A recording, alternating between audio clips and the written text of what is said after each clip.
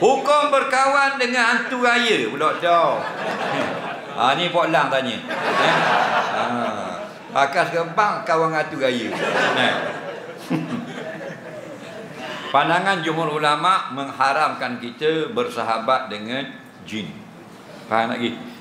Walaupun ada jin itu Islam. Nabi kata jin Islam itu saudara kamu, kerana jin ini suka sangat berbohong.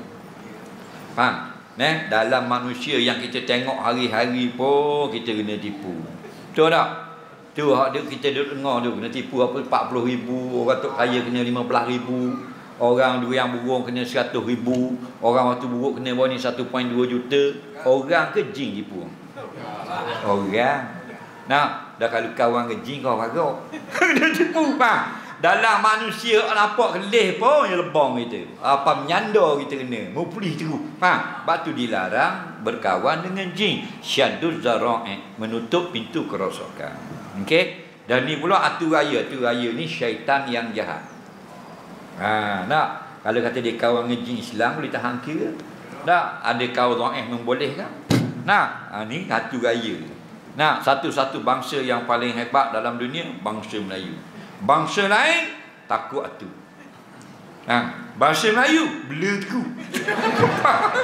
Kenapa? Bangsa lain takut atu. Orang Putih takut atu. Cina kau takut. Jepun takut atu.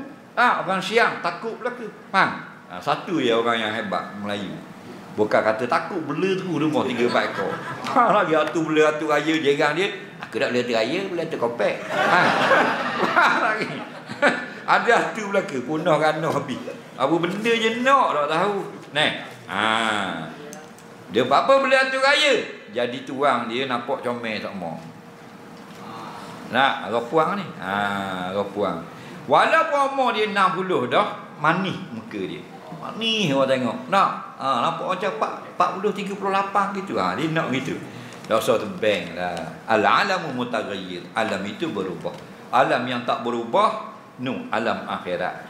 Berkekalan. Bini kita 30, kita 30 pah bila-bila. Umur tidak bertambah. Budak masuk umur 17 masuk surga 30. Tok nyang kita 99 masuk pun 30. Mak kita 68 mati masuk surga 30. Kita pun 30. Bini pun 30.